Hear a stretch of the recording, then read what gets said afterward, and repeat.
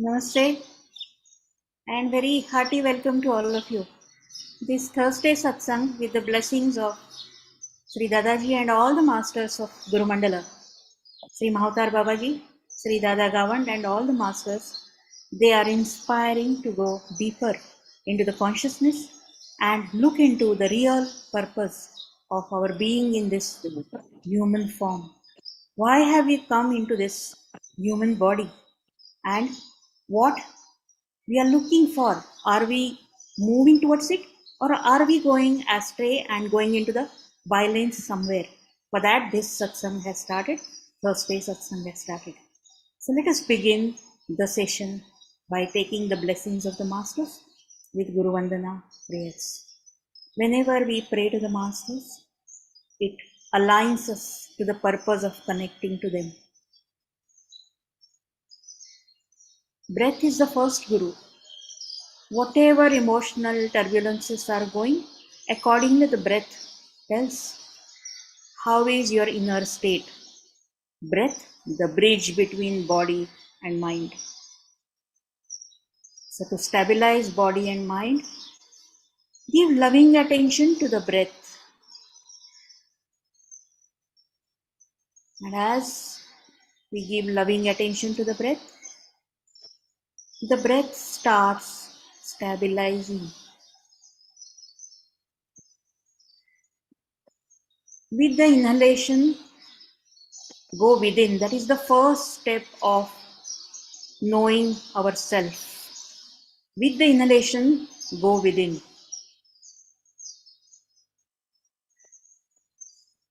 Next is the eyes are trying to look out for the happiness, for anything. The eyes are looking out.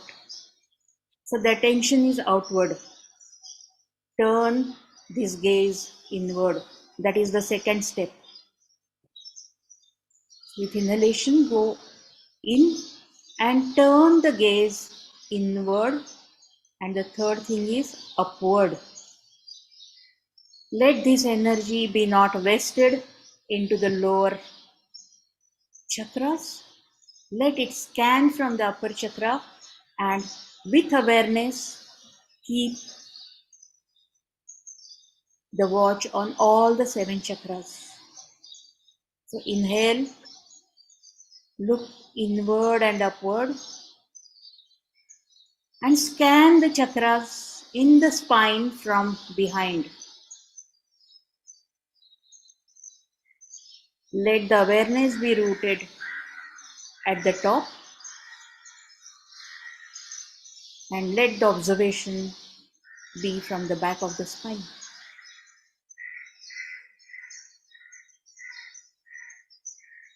With this pranic movement in the spine,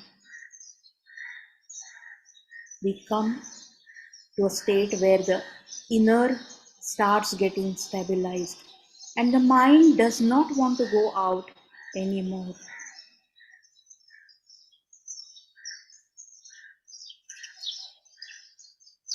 In this state now, we will chant Om 3 times, followed by Guru Vandana prayers. Connect to the heart. In the cave of the heart resides the divine. Till the first cutoff. Now with a deep relaxed breath, we will start chanting Om. Take a deep relaxed breath.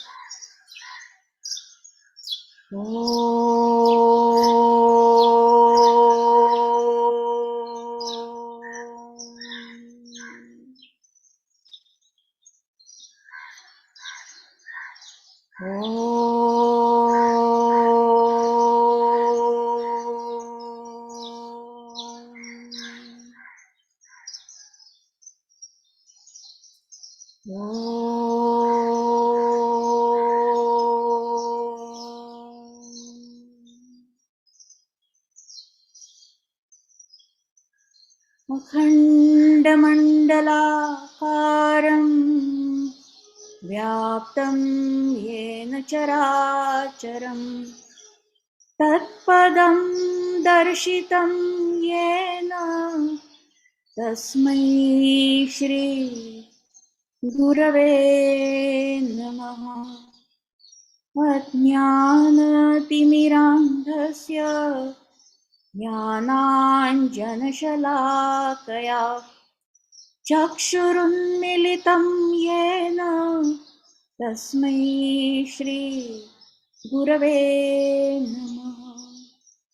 गुरुर्ब्रह्मा गुरुर्विष्णु गुरुर्देवो महेश्वरः गुरुर्साक्षात् परब्रह्म तस्मै श्री गुरवे नमः। तस्मै श्री गुरवे नमः। तस्मै श्री गुरवे नमः। ॐ श्री सद्गुरवे नमः।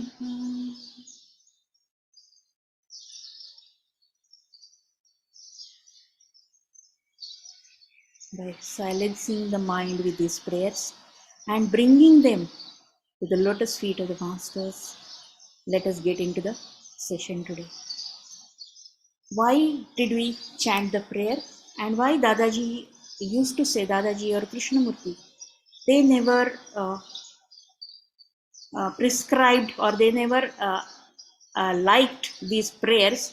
Let us get into this understanding is when we chant the prayers, if we mechanically chant these prayers as a mundane activity, mental activity, then that doesn't serve the purpose. If really the prayers are silencing you, taking you into the gap where while praying, between every two words there is a gap, between every two stanzas there is a gap. If you can get rooted into that gap, the divine energy which is there getting reflected through the words, to that divine energy we can get connected. So every time any activity, whether it is a nama japa or whether it is a prayer, if it is done with the focus onto this gap and connecting to the gap, then any activity can take us to the higher state. That is why today's experiment was, with the prayers, can we really go to that higher state? And can the mind really become silent and become single focused onto what the learning is about to come? Because Dadaji always said that there is a mind which is like a dog. It's barking all the time. So if you just throw a piece of chapati or bread towards that dog, or a piece of bone towards that dog, it will go on chewing it, and will not bark. So the same way to this mind, who is like a barking dog, if some piece of some information or some activity is thrown, which is the activity which will take higher up, then that mind does not go anywhere, but at least remains there.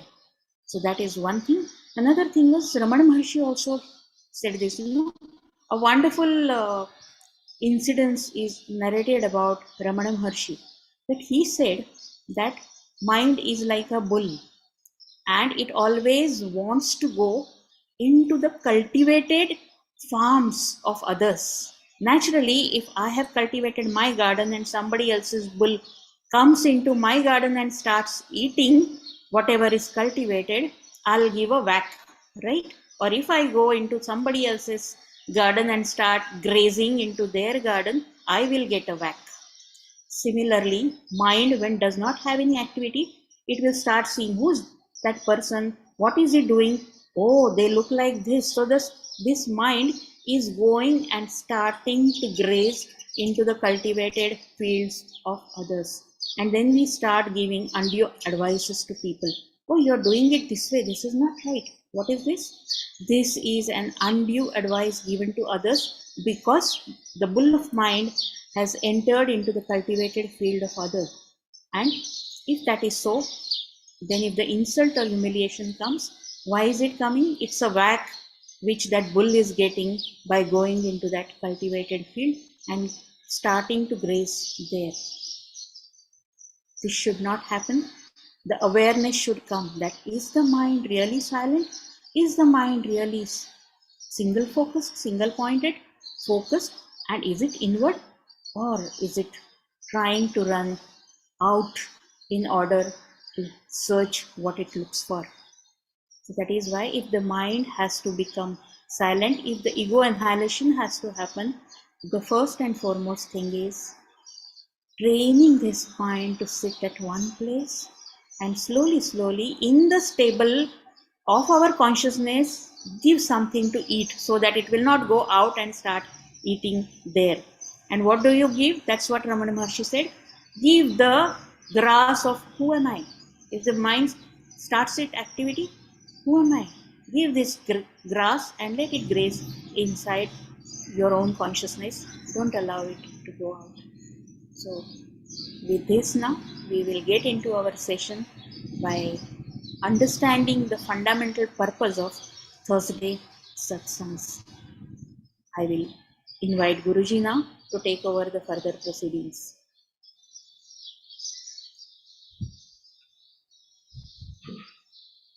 Namaste. So we will continue on the same lines as I told you last time, couple of times, that there's a model. We were talking about how all those masters who got enlightened, how did they get enlightened? We compared it with the Raymond Moody's model, how the scientifically the model becomes valid. So a lot of research has gone into that. And we have quite a few youngsters who ask me very interesting questions. So that motivates me to go deeper into this model and share the stories, real stories of all those enlightened masters whom I have met, interviewed, been with them, talked to them, attended their satsangs so many times. So in Mumbai, there had been many masters. In a day, I used to meet 3 masters, during 1998, 99. Morning 9:30, I would go to Kamadia Lane, and at 9:30 I would attend Ramesh Balsekar satsang at his home. Then I had to finish some work in the Mumbai, South Mumbai, where the electronic market is there. And then by 3 o'clock, I will reach Ranjit Maharaj's home, near Harkishan Hospital. And in the evening, I come back, and with tiffin, probably many times I would go to Dada Gavan at Yaur. So in a day, meeting 3 enlightened masters, and that had happened for many days like that. So extremely lucky that to be with such great masters, living masters, in a day, meeting 3 and learning all different things, getting the answers, clarifying. That was amazing. My sadhana went very fast because of the blessings of the masters. All my doubts were getting cleared live by the masters, physical presence of the masters. Extraordinary things were happening at that time, extraordinary insights coming, understanding happening, awareness developing. So that was a blessing. But today there's a very interesting question from one of our member is, the question is Guru necessary for enlightenment? A very interesting question. And I belong to a tradition of non-traditions.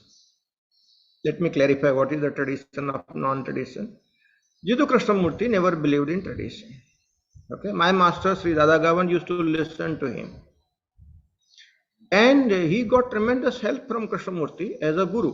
But Krishnamurti never accepted himself as a guru, even though he was promoted as a Jagat Guru, the world teacher. But he never accepted that verbally. But he was doing that job. So my master Sri Dada Gavan was greatly influenced, greatly helped by Krishnamurti, was influenced by him. When he got enlightened and came out and started talking, he also says Guru is not necessary. I have lots of blessings from my master, Sri Dada Gavan, but I belong to the tradition that we don't need a Guru. That's what people say, but I don't say so. I don't agree to that. I categorically say that we need a guru. Without my guru, I don't think I would have attained to this. Even this language is wrong. I would have attained to this. It's just grammatical correct, but spiritually wrong. So you have to discount for the language because the language is not suitable for the model of enlightenment. So for the model of enlightenment, even the language has been changed. Okay, but for a common people who are meeting for the first time, if I use that language, you will run away from this satsang because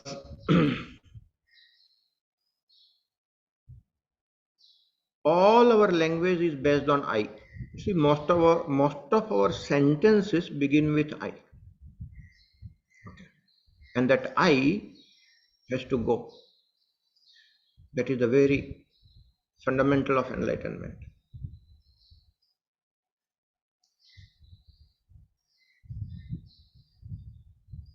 But there's a very interesting question whether guru is necessary. So my first answer is guru is not necessary, just to satisfy the hunger of a young man who has asked it.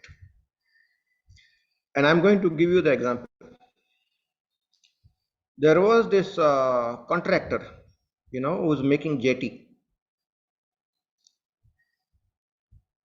His name is Mr. Patel. And he used to smoke weed, to drink tea like a common contractor, use the contractor's language, busy with his business. Sitting on the Surat station, railway station, waiting for the train, and suddenly he got enlightened. He had no guru, he had nothing. So there is a possibility that without doing any sadhana, without having any guru, a person can get enlightened. And Dada Patel, now known as Dada Bhagwan, very popular among Gujaratis and many others now. The Sangha is growing big way. Dada Bhagwan na Asim Jai Jaikaro. If you have heard that sentence, Dada Patel, now known as Dada Bhagwan, very popular. So, no sadhana, no guru, just sitting on the railway station got enlightened. An amazing master, because of whom many other got enlightened. And quite a few people I know, even now they are there existing. I met quite a few of them.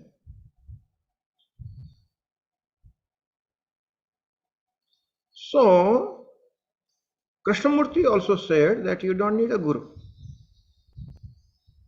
He was sitting under the pepper tree, got enlightened. But in his childhood, he had been guided by theosophical masters, given a lot of training, how to meditate, what to do, what not to do. But the fact is, the enlightenment happens on its own accord. You may have guru, it may not happen. You may not have guru, it can happen. So there is no fixed rule.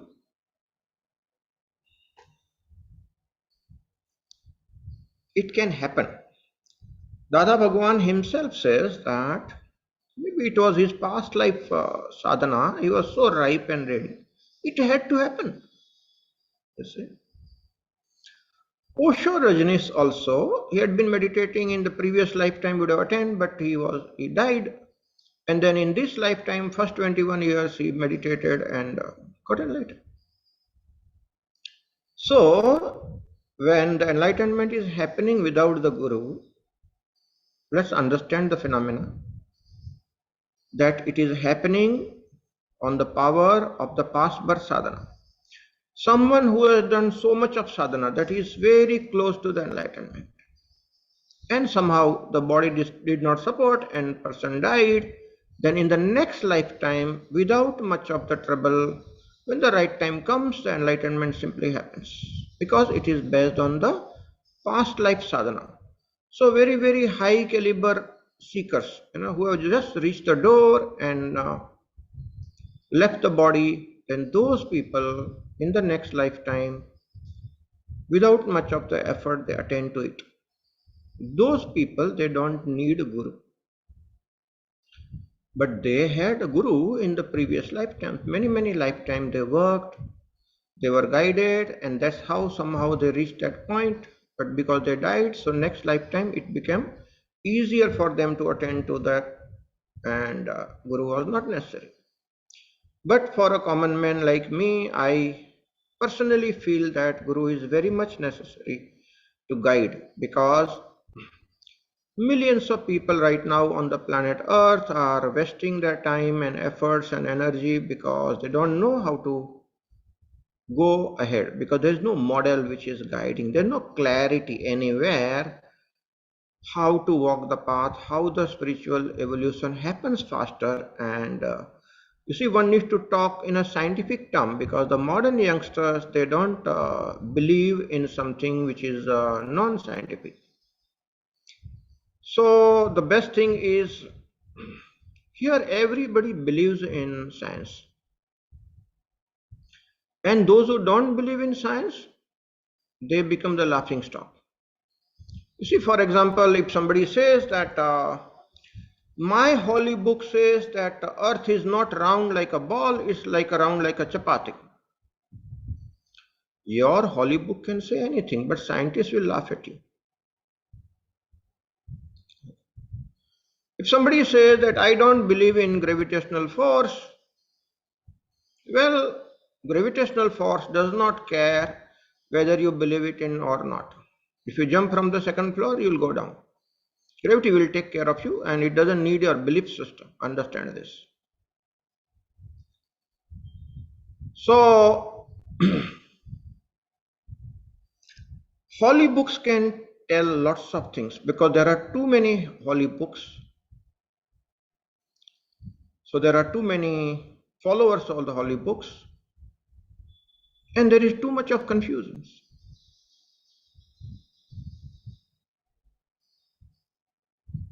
And which holy book is correct? There also there is a lot of confusion. And I don't want to get into that confusion. Science says there is a gravitational pull, and gravitational pull does not care whether you believe it or not, it will take care of you. So it's good to follow the science, and that's why I developed this model which is scientific in nature. And when you say scientific in nature, it is based on somebody else's research. Do you know, the science always goes that scientist does not start from the scratch. Maybe earlier time somebody started. All the research scientists will bring to a certain point, and the next scientist will take up from there and bring it to a certain point, and the next scientist will take it from there and take it to the higher point. That is how the science works. Science is always based on something which is proven scientifically. So you take that as a basis and then move forward. All the models are like that. You can counter the theory if you have a new theory. That's okay, that's allowed, that's very much scientific. But it's all debated and proven. Okay. Nothing gets accepted in scientific world without debates, without proofs. It is not science otherwise. It's not about like a politics, anybody can say anything and walk away. It's not like that. Science is provable, right? So it's very much interesting to walk the path of spirituality in a scientific manner. That is the very fundamental of this satsang. So all my young friends, most welcome. Here you will get your answers without any bias of a religious mind. Holy book can bias you, and that biasing is creating havoc in this world. You see what's happening in the world, I need not tell you.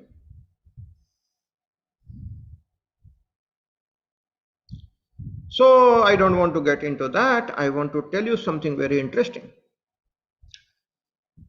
Enlightenment can happen to anybody, anytime. So just be open to that.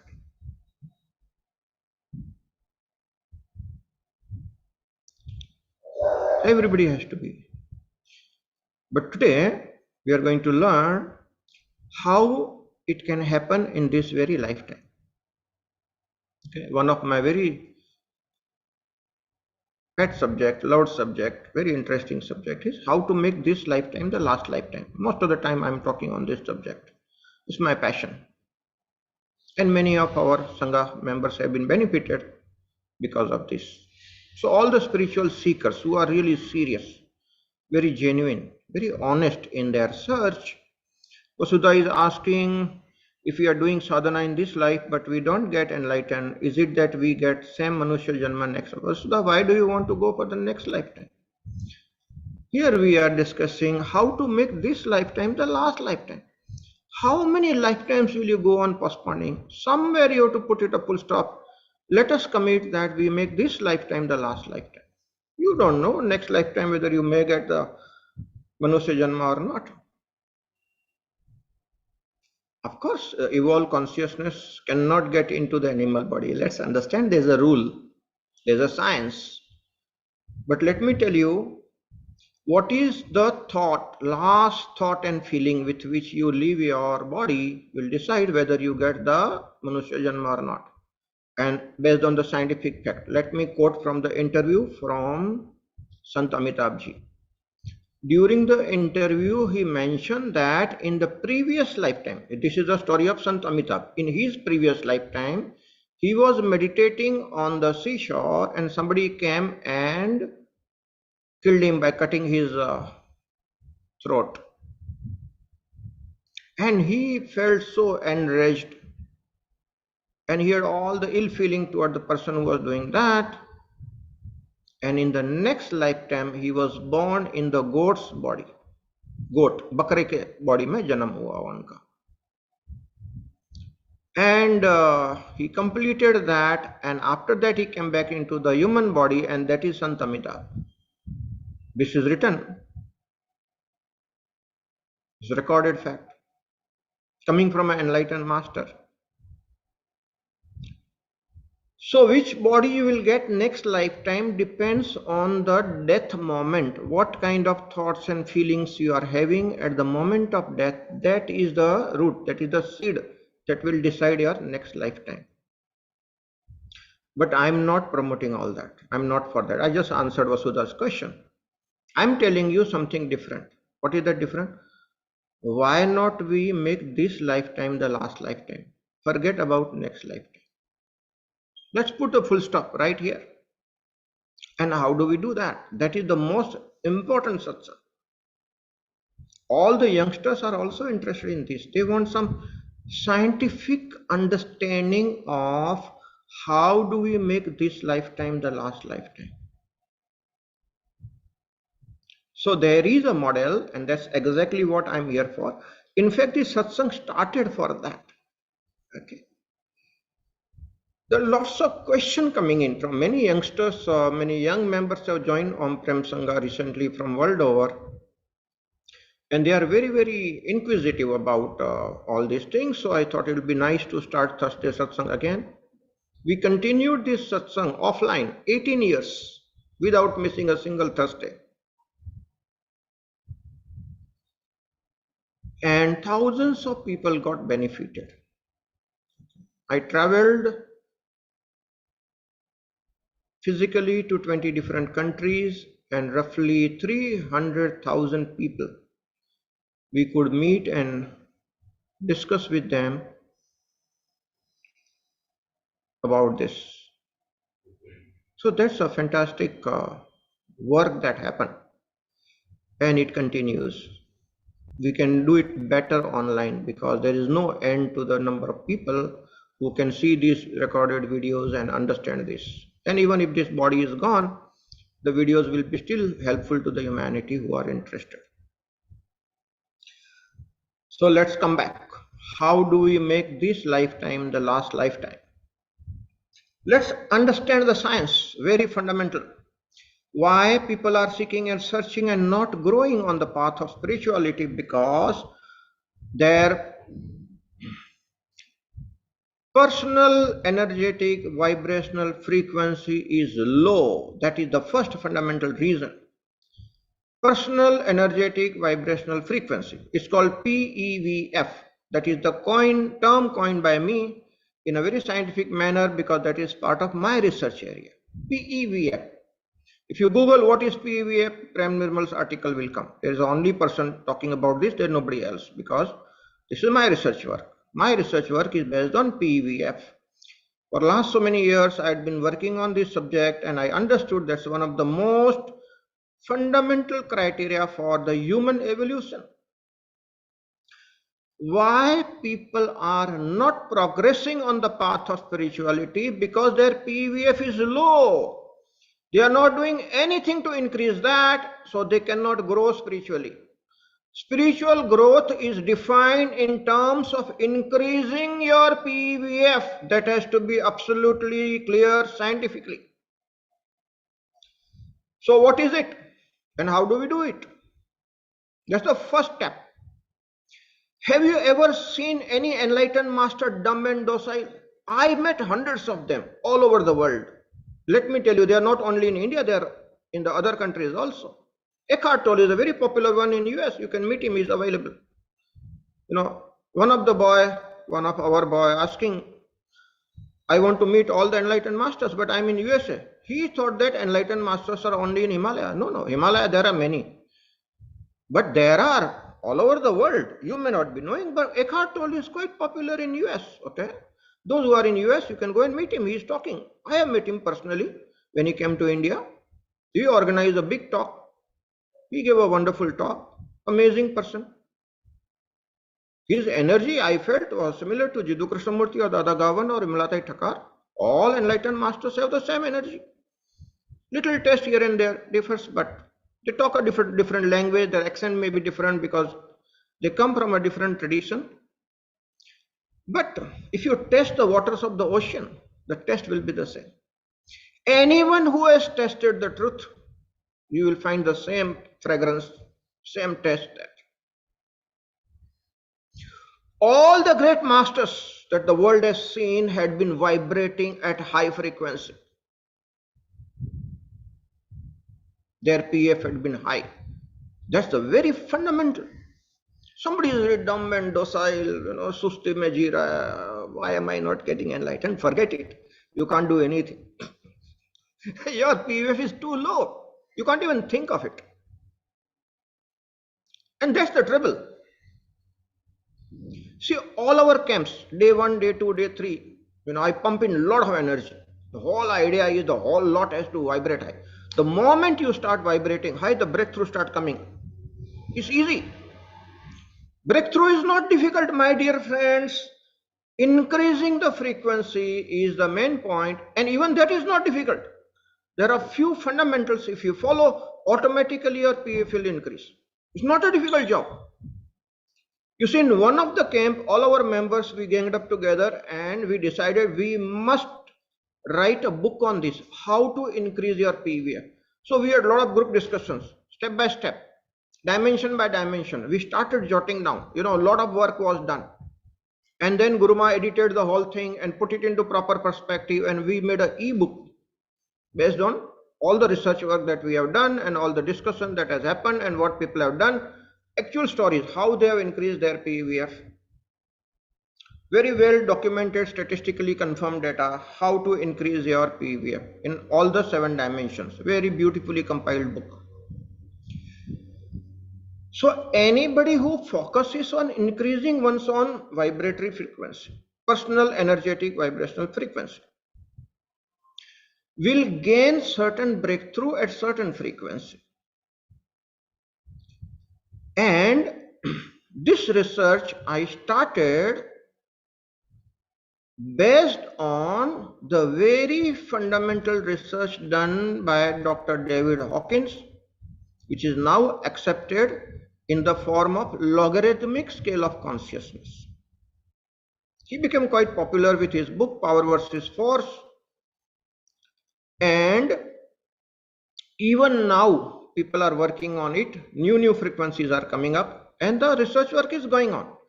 But his very fundamental model of vibrations of consciousness and his logarithmic scale is very interesting. It is very scientific. That is my fundamental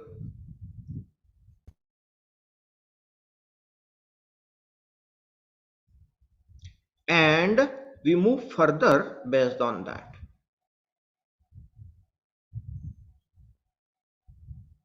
So people who are having the low frequency, having low self-esteem, suffering with guilt and shame, fear, they're low frequency, 20 hertz, 30 hertz, 50 hertz, 100 hertz. They are vibrating at a very low frequency. So up to 250 hertz is called the neutral. So nothing good can happen there. People who start vibrating at 250 plus, they start walking the path. Some good things, some auspicious things start happening to them. Okay. Let me tell you what is the first step. What is the first step to increase your PVF? Attitudinal correction. The first step, listen very carefully, all the seekers of the truth who are interested in spiritual progress, listen carefully. Nobody tells this thing scientifically, and that's why people are seeking and searching. A very important thing, your search has to be honest.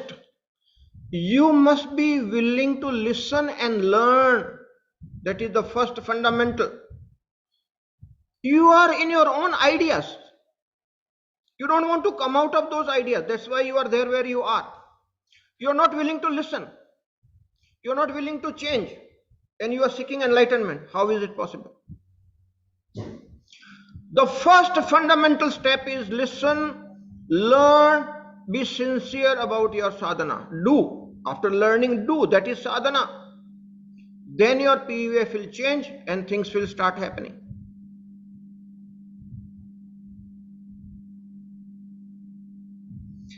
Majority of the people fail in this very first step. They don't want to learn. And they expect the ultimate to happen. How is it possible, my dear friends? You are not willing to listen. You are not willing to learn. You are not willing to do minimum things, fundamental steps. And you are expecting the ultimate that will happen. Yes. With the God's grace, it can happen. I don't deny. If you have done a lot of sadhana in your previous lifetime, like Dada Patel, Dada Bhagwan, it can happen. Normally it wouldn't. The law says, no, it doesn't happen. Even for a simple thing, we have to work hard. Do you think the ultimate will happen just like that? Yes, there is an importance of non-doing at the end, but initially there is a lot of doing. So I will come to that also. Non-doing is a very powerful thing. But that is much later. You see, many youngsters who are asking me the questions, they are vibrating at a very low frequency. And I can make out just by looking at your face on the screen. If I see your picture, I can make out what is your PVF.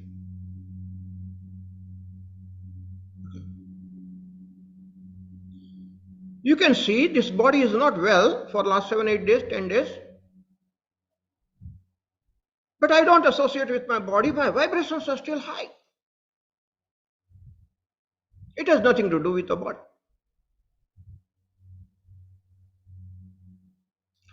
The vibrations are of the consciousness, not of the body.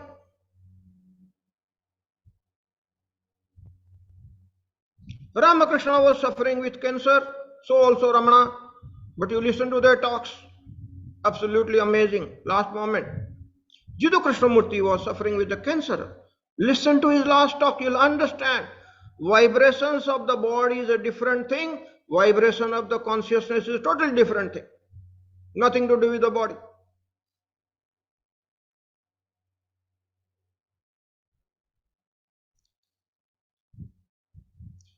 My master Sri Dadagavan personally went and met Ramana Maharshi where he was sitting on that hill, Arunachala.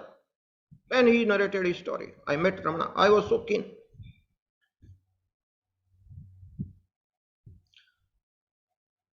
My master, when I asked him, how was your visit? How was your meeting with Ramana Maharshi? Because I was very keen on listening to that. So there was an eloquent silence, vibrant silence. that man is talking through the silence. But you must have the capacity to listen to the silence of the master. Then only you are vibrating at high frequency. Most of the people don't have the capacity even to listen to the words of the master. Forget about the silence. Do you think you can attend to that? All nonsensical things. Ramana was a great master. He didn't have to say. He was a man of few words. Little bit here and there he talked. That's all.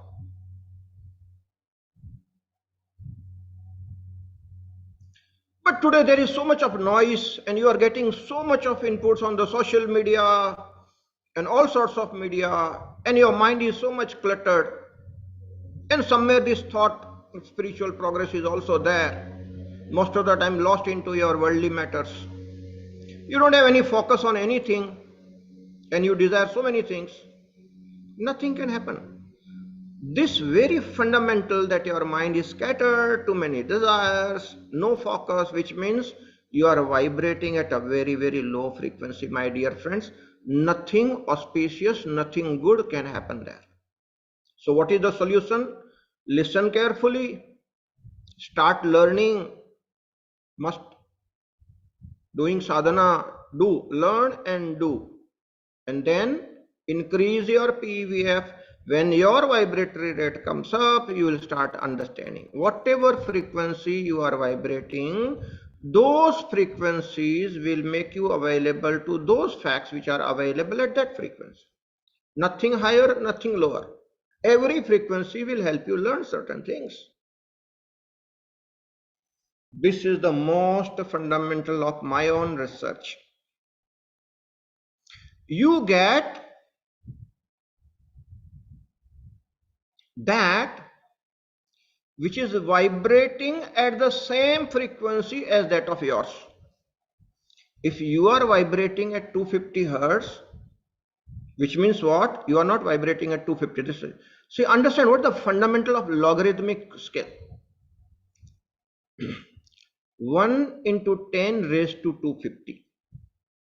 That is the basic vibration of the consciousness. So when you make it into logarithmic, that 1 into 10 raised to 250 becomes 250. So we talk 250 hertz, makes it easier for a common man to understand. But the vibration is the vibration of the consciousness. It has to be understood in that perspective.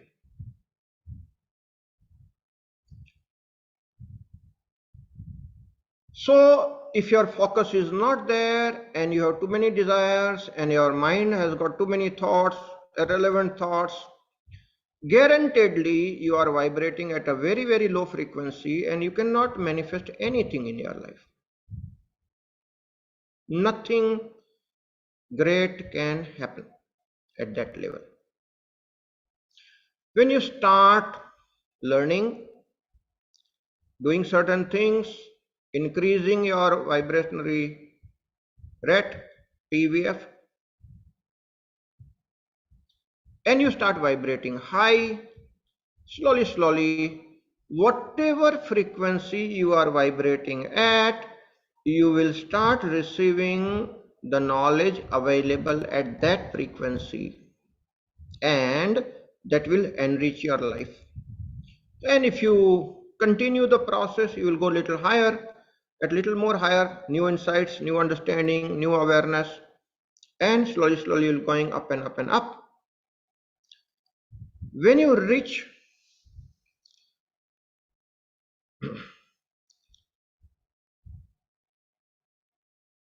certain level on the frequency, your logic will become purer. That's called become more rational. You start doing, you start getting into what is known as a reason, okay, which is a good frequency. That is the time when you start learning, understanding. You listen to the logic of the master. Now this logic is not the tarka as it is known, okay. See, below that it is kutarka. Most of the scientific students I meet, They use the language of kutarka because they have not yet come to the level of tarka, reason, because they are vibrating low, so they use kutarka.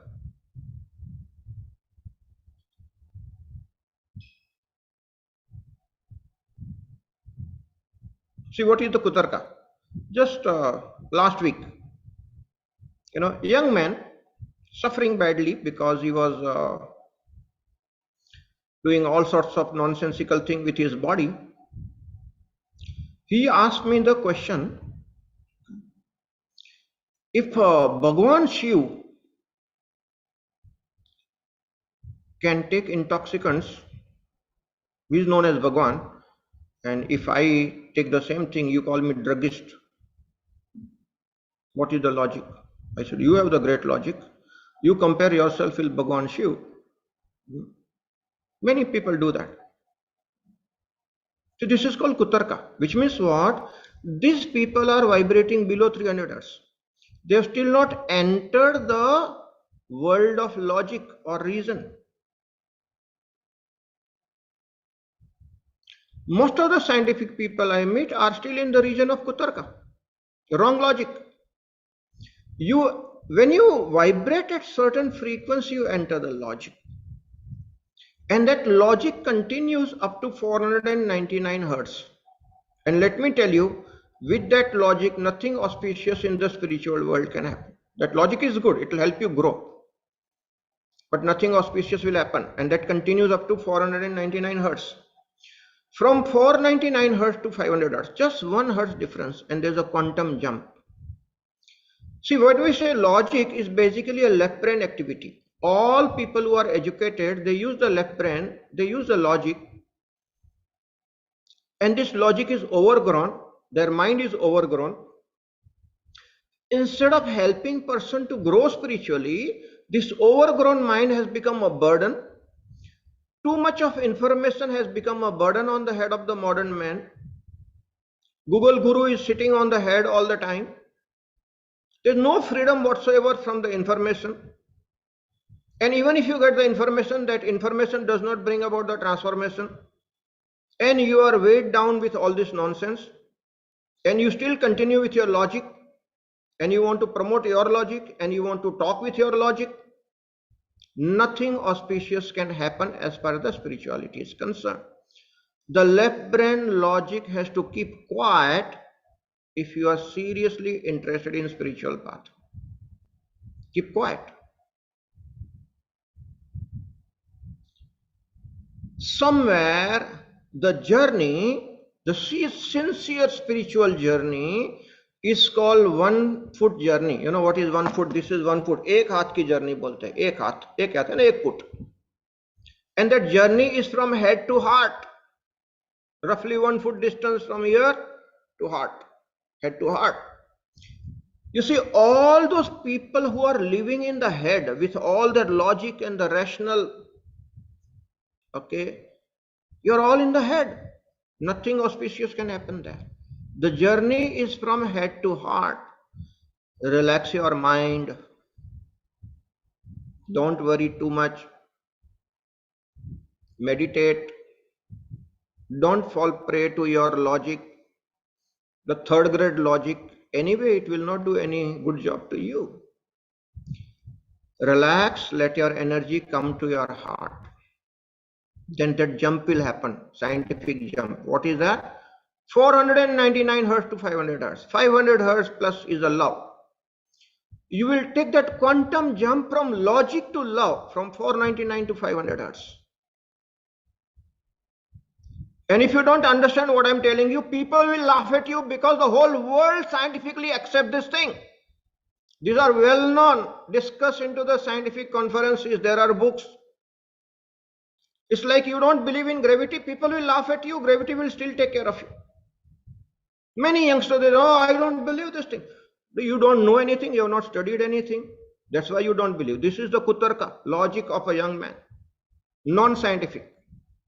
A scientific person is willing to listen, understand, open to do the experiment and prove. I did not argue with Dr. David Hawkins. I said this man has spent many decades let me try it out. I tried. In fact, I tried scales going below to above to below. I cross-checked whether his levels he had defined are correct or not. And he had done 20,000 plus experiments to define. It's not a one-day job. 3 to 4 decades he put his entire lifetime into that. You can't disregard a man who has put the entire lifetime. You see, but somebody who has not done anything and wanting to argue, that's called kutarka. So those people cannot achieve anything in this life. You have to be humble and simple, be willing to listen, be willing to learn, then something good will happen to you. And then do sadhana. Okay? 1 foot ki yatra from head to heart. Then the quantum jump will happen. In that love field, genuine things start happening. All the good progress, good thing that we talk, auspicious, shubh, achi baat hai, starts happening from 500 plus. When the love starts growing in your heart, you become more compassionate, you become more available, you don't differentiate people. It's like a blooming of the flower. The fragrance is available to all without any differentiation. And that love is felt by the people. It's a natural state. You don't do anything special because you are vibrating high. So it becomes a natural state.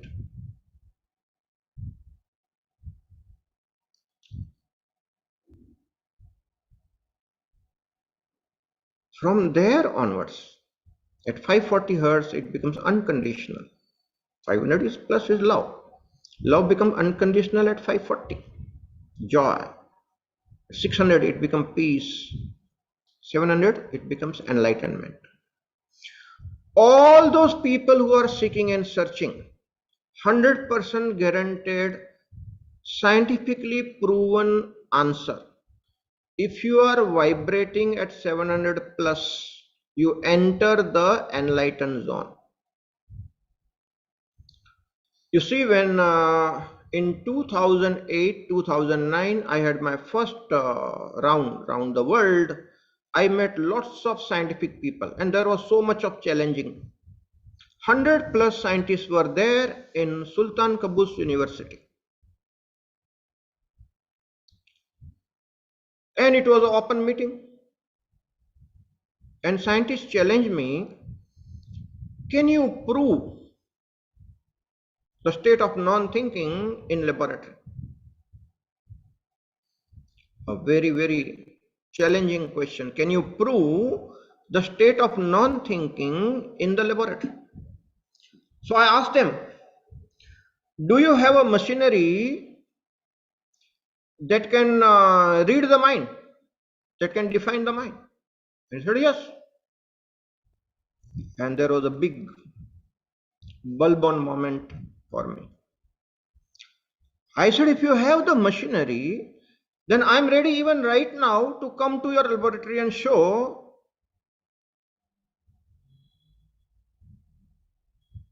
that an Indian yogi can easily stay without thinking as much as you want. Okay, let's take up the challenge. So they had to do some procedure and ask for the permission, and that very evening I was ready. But I put a condition publicly so that they don't charge me or they don't send me a bill afterward. I know such setups are very, very costly. That time somebody told me it was like 10 crore plus was the value, the cost of that machine. So if I'm hiring for about say 12 hours, and if they send me the bill, probably I wouldn't have money. So publicly I made that scientist agree that whatever you do, you will not send me the bill for that laboratory, you have to bear that. Second condition I put is you will technically, officially register the number of the experiment which I can quote in those scientific because it's registered experiment. So they gave me the number, it is registered. I can quote publicly now. The two conditions I put. So they don't send me the bill and they made it a very valid so that it can be quoted into the scientific conferences because other people check it. Trackable, there's some scientific procedure for that. So that very evening I was available. By 10 o'clock in the evening after dinner, we reached there. They put all their electrodes and all. Took almost 1.5 hours to put all that. And by 11:30, I was on the table. 36 electrodes they put on the brain, heart, feet, everywhere. Okay, like a Bhisma Pitaman or Bansaya, that was a kind of my condition, with all these things. I was sleeping and very difficult to manage. And they said, now you prove that you are in a state of non-thinking. And from midnight 12 to morning 6 o'clock, they were continuously monitoring my brain waves, looking into my mind, what is happening, 6 hours of data. They give me the full CD, what happened in those 6 hours. And we did lots of experiments. I asked the scientists, what is it that your machine is able to check? So we can see if your mind is relaxed, we can see alpha, we can see theta. If you are sleeping, we can see delta. So we know what's happening in your brain. I said, okay, what do you want? I will go and prove each and everything that you are talking at will. Okay, so one scientist was coming inside the room and communicating, and others were in the another room and monitoring on the big panel what is happening. So everything was proven. And then with certain Kriya and Mudra, I entered into Samadhi, and their machine they could not understand. One machine was showing that I am fully awake and alert, that is alpha. Another channel was showing I am absolutely in sleep, that is delta, and their machine got confused. So the scientific came inside to check whether the electrodes are there, the calibration is there. I knew it's bound to confuse because they had never seen something like this in their lifetime. And again went back. I was into that mode. The machine was saying that I am fully alert and awake, and machine is also telling that I am absolutely into the sleep state, deep sleep. How is it possible? How is it possible that a person is absolutely in deep sleep and person is absolutely aware? So machine was confusing. This reading the data was confusing the scientist. And the mind was empty.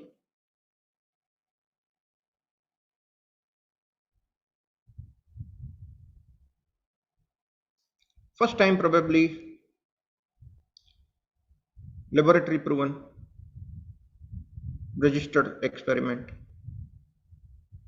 that this is possible. Next day, all those scientists became my disciples. They attended my satsang and they asked me, how do you do that? Then I taught them 49 healing breath, Nirmal Kriya, 6-step Nirmal Dhyan. And they did experiments with this 49 healing breath Kriya, and they saw it so very helpful to the heart patients. They officially introduced Kriya into the hospitals. They did the experiments. They said, this is very useful. This is what is scientific. Scientific mind is willing to do the experiment if you can show, willing to agree, they are willing to adapt. If you can consciously increase your vibrations, at every frequency something is available. See, I was attending one of the seminar where I was invited as a speaker. And I have a habit that if I have to travel a lot and all, then I reach at least half an hour, 1 hour prior to my time, so that I relax and I also understand what the other speaker has to say. So the speaker prior to me was talking on the subject of forgiveness. And there was one lady who is, who was talking to this trainer who was talking on forgiveness. He said, I can forgive everybody in the world, but I cannot forgive my mother-in-law. Even after I die, I will not be able to forgive my mother-in-law. I will become the ghost and come and harass her because she has troubled me so much. I cannot forgive my mother-in-law. And this my friend trainer had been trying his best to explain the virtues of forgiveness and all, but it was not making any sense to that lady. She said, nothing doing. I can't forgive my mother-in-law. She has troubled me a lot. The trainer asked, is your mother-in-law alive? No, no, she died 10 years back. Now you see, the mother-in-law who had died 10 years back is still troubling her and she can't forgive her. And even after she dies, she will become the ghost and trouble her in the other dimension, but she'll not be able to forgive. Very interesting things. And I was wondering, because I was the next speaker, I said this audience is pretty challenging. You know, if you are the next speaker and this is the audience, you have to be very careful. Same audience, the speaker was changing. It was kind of a few speakers talking one after another. Now, 360 hertz is the frequency of forgiveness. That lady was vibrating much below 250. How can you expect her to forgive? Forgiveness does not happen below 250. It happens above 350, 360 around. That is the frequency around which the forgiveness can happen in your consciousness. Otherwise, forgiveness does not come. Love comes into your consciousness at 500 plus. Forgiveness comes at around 350, 360. 418 is unconditional forgiveness. 360 is forgiveness. 418 is unconditional forgiveness. If you just take next step further, okay? So this scale is defined by Dr. David Hawkins. Little plus and minus, many experiments are there. Even now the experiments are happening. So corrections may happen, but that region is pretty good. Okay. Now, if that lady has to understand the importance of forgiveness, she doesn't have to argue. She doesn't need the logic. What she needs is increase the vibration. When she reaches 360, naturally the forgiveness will come. You don't have to do anything. See, it's like this. Most of the people today are like frozen like a ice. Enlightenment is like water becoming steam.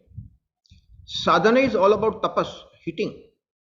So when you start heating the ice cube, lot of energy will go at 0 degree only, where the ice becomes water, and still 0 degree. Remember, lot of energy goes there. Once the ice has become water, it is still 0 degree. Now, if the more heating up is done, it will go from 0 degree to 1 degree, 2 degree, 5 degree. Very soon it will come to room temperature, 25 degree, 30 degree. Then you need to heat up even more. So slowly the temperature increases, and when the water temperature reaches 100 degrees, water has got no option but to become the steam. The transformation from ice to water happens at 0 degree. From water to steam becomes 100 degree.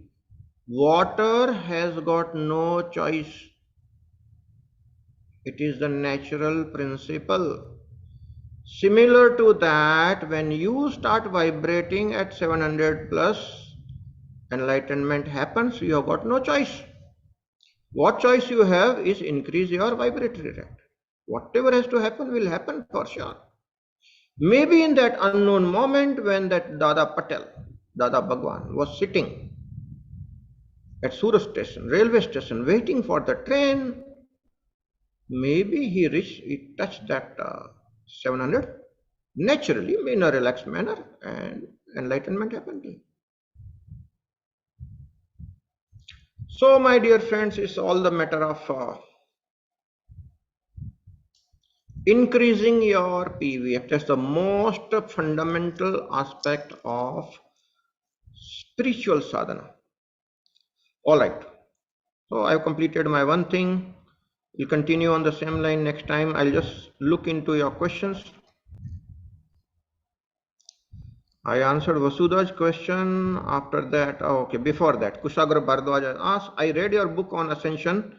One question, have you personally gone to any higher frequency loka, or is it theoretical? No. All the knowledge that I have mentioned in my book is personal. I have visited those lokas and I have written. It is not kahi suni batein, my dear friend. कुशाग्र, तुम्हारा बुद्धि में नहीं बैठेगा हो, तुम्हारा frequency बहुत लो है, इस पे इसीलिए ऐसा सवाल उठता है तुमको अभी तक कोई मिला नहीं है. ये सभी अनुभव की बातें लिखी है. Okay, the next question.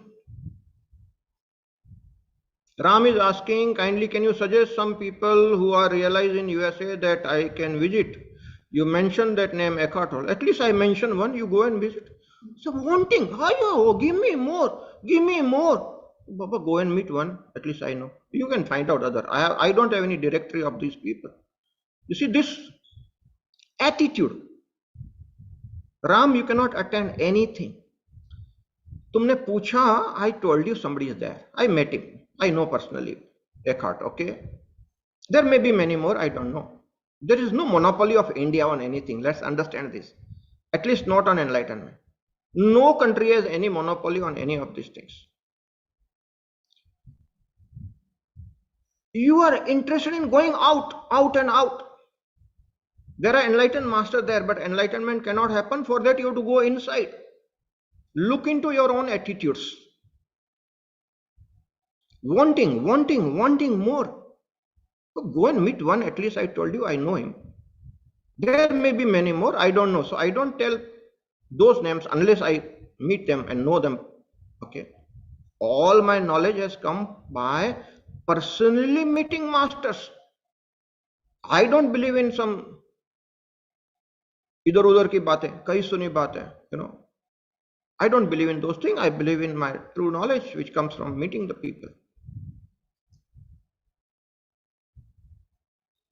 Anindya Roy is asking, is 108 healing breath the only way to increase your personal? Who told you? There are 1,000 different ways. One of the simple way. There are people who ask, out of love and compassion, I give them small things. This is one small thing you do. You start breathing in a certain manner, vibration. There are 1,000 different ways to increase. Anindya Roy, be open to all that. Learn. Dr. Poonam Hari is asking, how do we measure our PVF? At what state are we vibrating? There is 100% guaranteed proper scientific answer, which is quite complex. I cannot give you, but it is there. Any scientific minded person who has scientific approach, who is willing to listen, willing to learn, willing to experiment. Okay. If you don't have these qualities, forget about this question. If you have these qualities, listen carefully. Read Dr. David Hawkins' Powers versus Force, big book. Read 10 times, you will understand how to measure. Not easy. That man put his entire lifetime into that. But very soon, with a team of our engineers and all, I'm going to design a PVF meter. You just put your hand, boom, you get the digital reading. How you get 230 volt, 240 volt digital reading, like that. Okay. So very soon we will have that also. That'll make it easy. Nidhi says, please tell everyone's PVF. Nidhi, that's not my job. Read Power versus Force. Look into yourself, look into your attitudes and find out your PVF. Okay, मैंने किसी का PVF बताने का ठेका नहीं लिया. And this is the wrong thing. Ram is asking, would watching breath helpful in increasing? A little bit. At least start, Ram.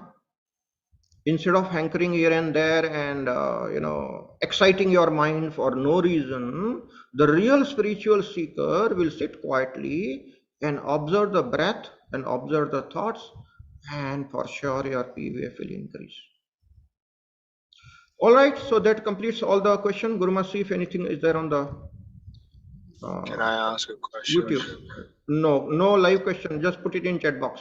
It disturbs others. If you have a question, put it in chat box. I'll answer. Otherwise, we'll close today's meeting and meet next time. The model is big. I will complete everything slowly, step by step.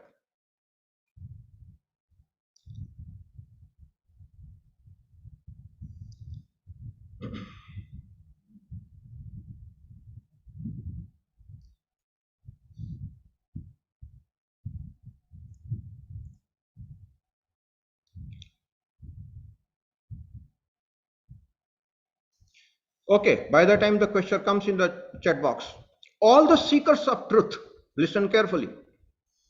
You must be willing to face the fire. At least that much minimum quality you should have. What is it? Willing to face the fact. Which means what? You are ripe and ready to let go of your old belief system, which is not bringing you any result. Okay, the question has come from Kushagra Bharadwaj. Is enlightenment, does vast knowledge enter your system? In enlightenment, does vast knowledge enter your system, or one gets siddhi, or it is just a one-time experience of oneness with cosmos, or it is all of the above? कुशाग्र भारद्वाज, ये खुजली आई कहां से तुम्हारे में? This is called itching. खुजली, खुजली is the right word, apt word. ये ऐसी खुजली तुम्हारे में आई कहां से कुशाग्र? भैया तुम अपना पाथ पे चलो ना. See, imaginary questions. You are imagining about that states that some siddhi will come. What all things you have mentioned? Some vast knowledge will enter into your system. One gets siddhi. Or is it just one-time experience like a bulb bomb, boom, and gone? And oneness with the cosmos. अरे भैया ये सब तुम्हारी कल्पना की बातें हैं. There are many people such ask these imaginary things. One person has asked me, if I get enlightened, will the devatas appear and throw some flowers on me and there will be some dum dum dum dum dum music? See, people have seen some stories in the serials. Hindi TV serials dramatize these things in such a big way. People believe that if they get enlightened, some devatas will appear, they will shower some flowers and dum dum dum dum dum some music will be there, because that's what they see. Kushagra Bhardwaj, you are nothing different than that. All imaginary. My dear friend, if you are a sincere, honest spiritual seeker, Kushagra, relax, watch your breath, witness your thoughts, settle in your heart, increase your PVF. At every frequency, something new is available. Walk the path. When you reach 700, you will understand all these things. And when it happens, you will forget all this and laugh at the whole thing. Thank you very much, my dear friends. Okay, Love M. Love M is asking, I have a desire to be surrounded by enlightened beings. Just a desire. It doesn't work out. Your frequency is very low, my dear Love. I have not even met you. I have not even seen your picture. Your picture I see a little bit there. Your frequency is very low. You are vibrating at a very low frequency. You are having poverty consciousness, my dear Love. How can you grow? I don't pass on judgment with people, but Love, whatever little bit interaction you had with me, I can tell you, your desire will not be fulfilled because you are vibrating at a very low frequency. If you are genuine about your search, if you really start vibrating at high frequency, whatever frequency you vibrate, those kind of people you will meet. Understand this. You don't meet people of different vibrancy. Okay. Only when you vibrate high, you meet people of high vibrancy. When you are vibrating low, don't expect to meet people of high vibrancy. Not possible. So, Love, better work on increasing your vibrational frequency. Chetana is asking, if we kill mosquitoes, does it affect our karma? अब ये नया question है. Sonal is asking, while watching breath, sometimes it feels like I have almost stopped breathing and then I intentionally bring my focus to the breath. Is it okay to do that, or can I just stay in the experience? Forget mosquito. This is right on the path, okay?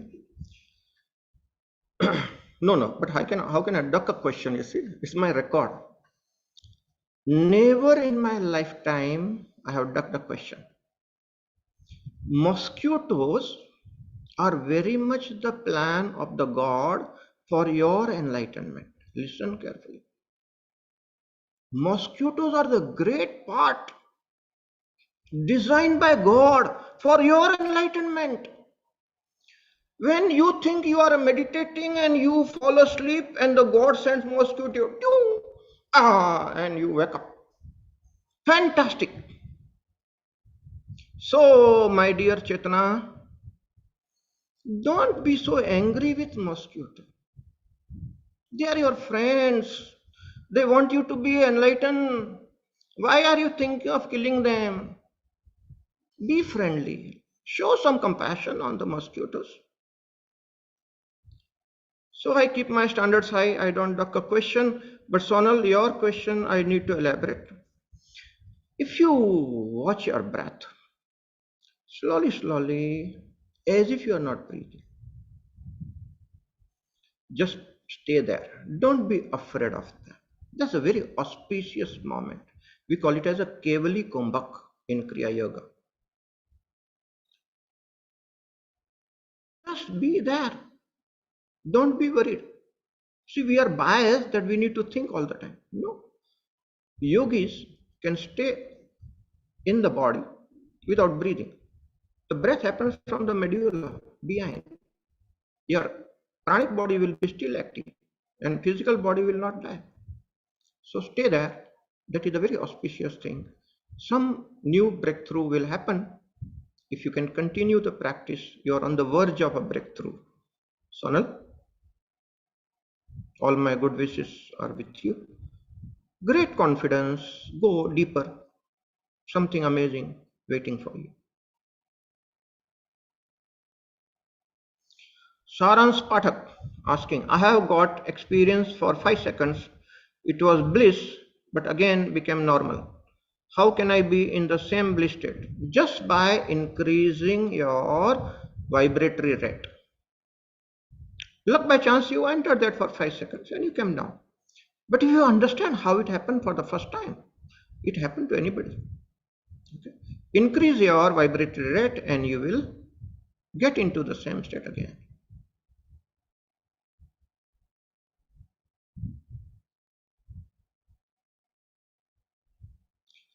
All right, so that completes all the questions. Thank you very much. God bless you all. We'll continue this scientific model, go into the greater depths and understanding. Our purpose, make this lifetime the last lifetime for all the members who are attending it. So I request everybody to behave properly. Keep your stupid little mind asking logical question. I may come down heavily on you. This satsang is not for those who are not willing to learn. I'm not here to waste my time and waste your times. Okay?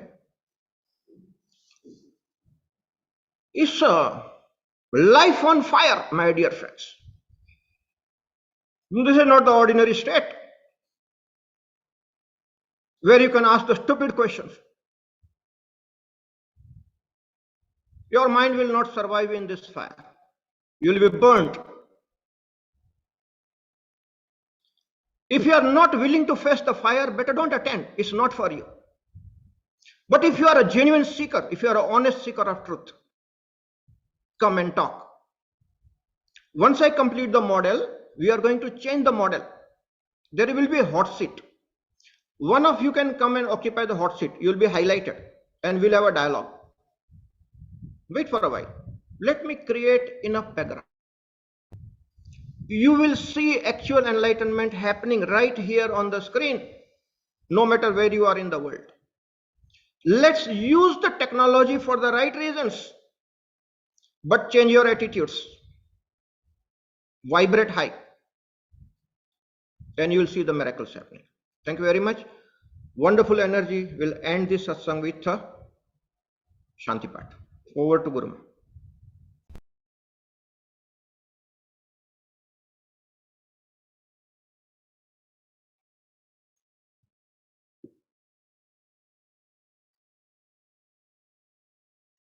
What a satsang. You got great passion from the master and all for your good. Sustain this fire. The fire which he has put the last 7 days was not well, the body was not well as he mentioned, but when that energy starts flowing, it flows with full vigor, and the recipients at that end, if they receive it in the right spirit, right in this moment, the enlightenment can happen. That's the grace of the masters. Let that happen to everyone who's listening to it. Om Purnamadah Purnamidam Purnat Purnamudachyate Purnasya Purnamadaya Purnamevavashishyate. Om Shanti Shanti Shanti. Coming out from the poverty consciousness of begging for something from out, understand this complete state that you are. That's the moment you get enlightened. Thank you.